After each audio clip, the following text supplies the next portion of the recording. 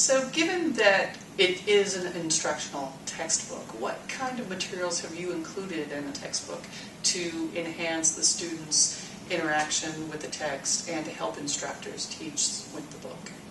We have numerous activities that are within the book itself, and then we also have a companion website that offers additional tools for students and a separate website that offers additional tools for instructors. I have to say, actually, I think that this is a strength that Jen and I have. As teachers, we both engage our students in a variety of active learning exercises, and one of the things that we enjoy doing together when we've been at the same institution has been thinking of ways you can create an exercise or an activity to drive a point home. So we have built those throughout the book in a lot of different ways. Within the chapters themselves, we included things that students can do on their own to engage the material and enhance their learning, or instructors can draw upon those to create journal assignments or class activities or unit assignments. So there's a lot of different ways in which instructors and students can pull things out of the book as pedagogical devices that will help them learn the material. Some of these are as simple as what we call pause and reflect boxes. There's about 8 or 9 of them in each chapter, and they ask a student to stop in the course of their reading and reflect on the material. We pose a question that allows them to apply it, to think of a time when they've been in a situation where these ideas are relevant, and it just asks them to take a little bit moment and process the material a little bit more deeply than they might if they're just reading. We have another feature called the Communication in Action box, and those activities ask the student to suggest that the student go do something to observe communication in operation. Now, some of the communication in action boxes send them to the companion website. So you might be instructed to go find a form or complete an exercise that is on the companion website. Maybe keep diary entries over the course of a week on your communication experiences and then reflect on them. So they're very active kinds of experiences for students to learn from. And again, an instructor could assign those as an activity to complete before a class discussion, have students complete them on their own and write about them within a journal. There's lots of different ways you can draw upon those. Or students can just decide on their own that they'd like to engage that material through doing that at further exploration. And then probably the how do you rate boxes. I know our students always really like these. We've always used these kinds of self-assessments within our classes. So, you know, there's so many that I can vividly remember students responding to. But for example, the listening style self-assessment. People are so shocked to learn that people listen in different ways. Right. That some people listen for the big picture and some people obsess about details. And of course we all think everyone listens like we do. So when they do the self-assessment and then we bring them back into the classroom to talk about their differences, there's always an engaging conversation about those. But we find that students just really like to do these self-report tests that kind of give them a sense of how they rate compared to other people in the population. So those are available as call-outs within the text, and the forms themselves are on the companion website. Also within the chapters we have a box feature called Inside Communication Research, where we try to describe in very accessible terms a specific research study on a topic.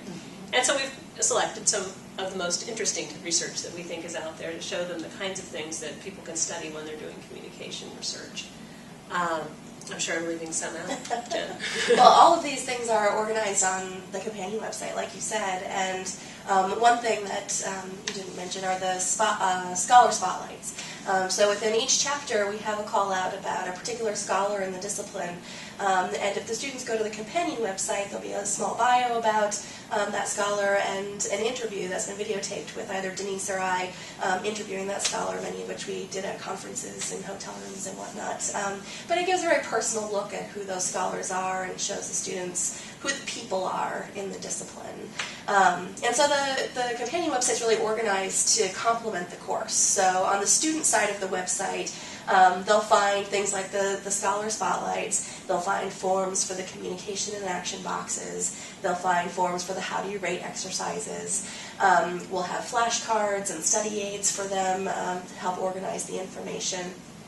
And then on the instructor side of the website, we'll have a number of resources that are available to instructors that really complement the text. So we'll have a test bank of multiple choice questions, we'll have some PowerPoint slides with a lot of the figures from the textbook that could be easily inserted into a lecture.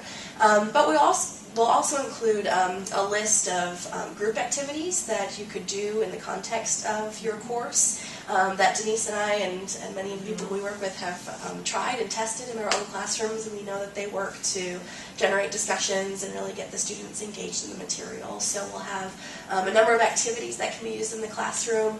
I know a lot of instructors are starting to use more multimedia, so we've also generated a list of clips from movies and television shows that will help to illustrate some of the ideas that are in the book.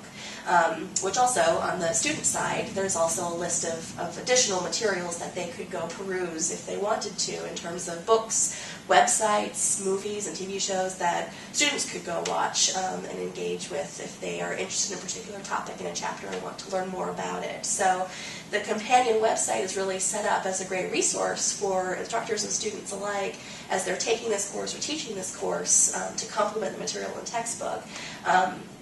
You certainly wouldn't have to use it, but it's there as a really great resource of ideas that Denise and I have used in our classrooms before when we've taught this class. We'll have some sample syllabi to help people get started. And so really just some good recommendations for instructors who want activities that complement the book very well. That sounds like instructors will be able to hit the ground running and really have all the tools at hand to start teaching the course right off the bat. I think so. You know, there's a lot of flexibility in the kinds of materials that are available, but for somebody who wants to find a syllabus and find how we have suggested and have used in the past some of those materials, it's very easy. You can step out of the box and do it. But then there's also enough room if you want to play and mix it up and change how you use the materials in the book to change the assignment structure, to respond to different kinds of learners in your classroom. There's flexibility to do that as well. One other feature that's in the book is a set of exercises in each chapter to develop discussions around communication ethics. We talk about communication ethics in the very first chapter as part of our definitional foundation in understanding interpersonal communication.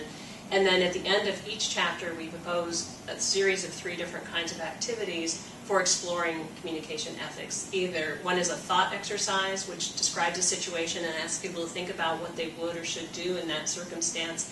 The exercises also give opportunities for how you might collect materials and analyze the communication ethics. So, for example, one activity we suggest is to go to a local health clinic and pull brochures that are designed to give health advice to families or individuals, and to look at those brochures and think about what kinds of assumptions the material makes about the recipient. Does it make certain assumptions about their social class? Does it make certain assumptions about their access to health care? And to think about how those messages are creating a certain kind of, or projecting a certain kind of assumption about the recipient. And reflect on the communication ethics that are revealed in those kinds of decisions. So that's just one of many examples that allow people to engage in either a thought exercise or maybe a very involved, engaged analysis of communication materials, always keeping ethics at the forefront.